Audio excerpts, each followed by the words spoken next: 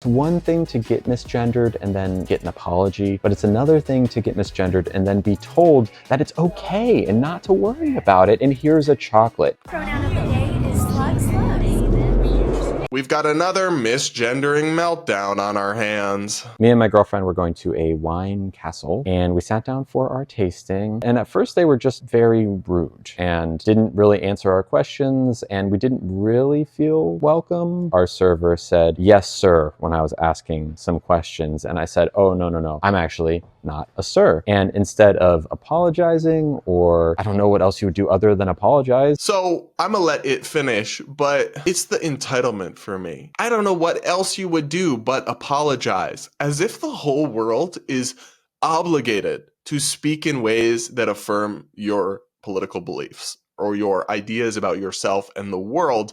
Actually, not everybody has to conform to you. You are not the center of the universe, and your views are not some unquestionable truth that everybody else must bow down to. I mean, we really do have an epidemic of just entitlement and delulu on the internet. And frankly, as long as, I mean, you claim to be a trans woman, I have my doubts that you're actually that, but as long as you continue to present and appear so incredibly, painfully male, people are going to call you sir. And it's not a hate crime. It's simply, an honest, I don't even want to call it a mistake because, but it's an honest thing that people are doing. They don't mean to offend you. And then you're acting like it's just the worst thing ever and you're so uncomfortable, when in reality, at some point you got to get a grip, because the problem might just be you. They just walked away, did not acknowledge what I said, just walked away. We saw the server like whispering to a manager, and a few minutes later, the manager came over and, really big smile, not acknowledging at all that the misgender had happened. Babes here really does talk about pronouns being misused like it's personal 9/11. Like, the misgendering happened. I remember where I was the moment it's not that deep.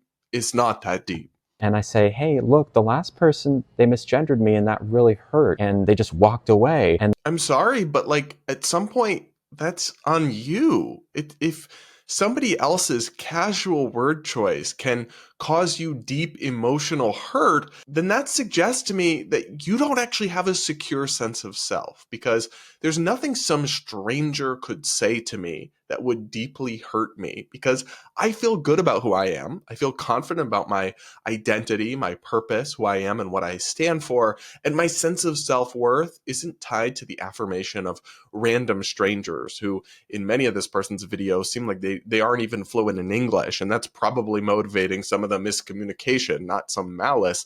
So the fact that these minor incidents affect you so deeply emotionally, at some point, that's on you. That reflects your own lack of emotional resiliency and your own dependence on others for your sense of self, which is not how an emotionally mature adult functions. But I think we knew that this person is not an emotionally mature adult. the manager said, "Oh, well, some people just aren't as progressive as you." And then they gave us a nice little chocolate that suggested they wanted our money but didn't want to say sorry. So we left and got a full refund. You should not have gotten a refund if you ate your whole meal, which is what it sounds like. I mean, why would you get refunded? Just because you made unreasonable demands of somebody and they weren't met, and then they didn't grovel at your feet like you expect? You ate your whole meal, you paid for it, and you got a refund. So you scammed this restaurant, is what I'm hearing. The privilege of this person always strikes me. I mean, you're just constantly eating out at all these nice places and then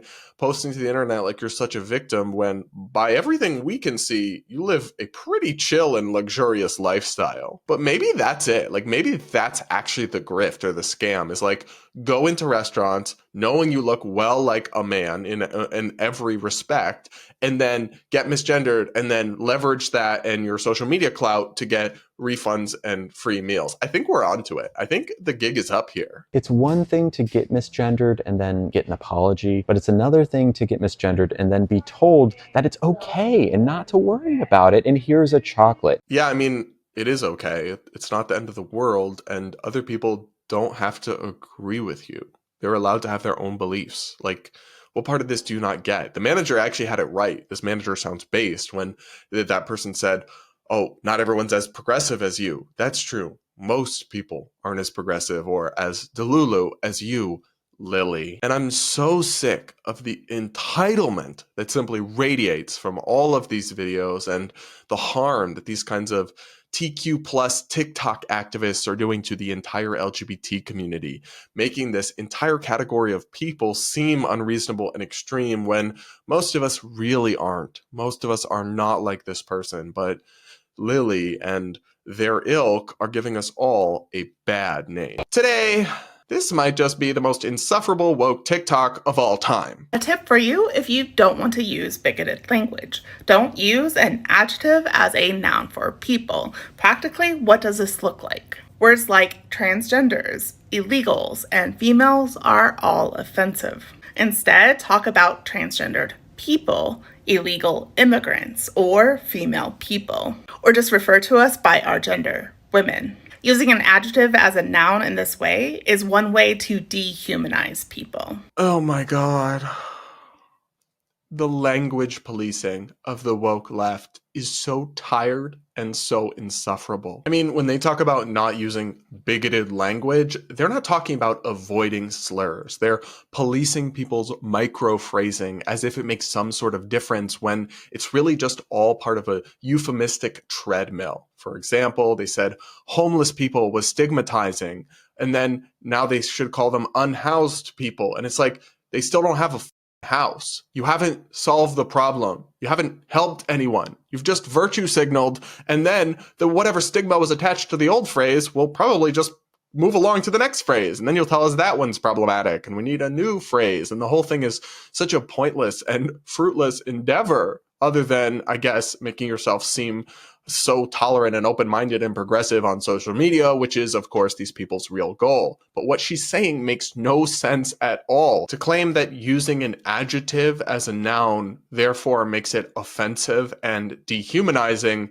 is stupid. I mean, athletic people and athletic participants are called athletes. Is that dehumanizing? Calling gay people gays is not considered offensive. Like, that doesn't offend me or dehumanize me at all. I don't say transgenders because it's just a little clunky and it's just not really, I think, the way you're supposed to say that. I do say transgender people, but I'm not going to tone police somebody who says that. I'm going to worry about what they're actually saying in its substance and whether that is something that is true or false, offensive or not, bigoted or not. Like, the micromanagement of the phraseology that people use is so not the point.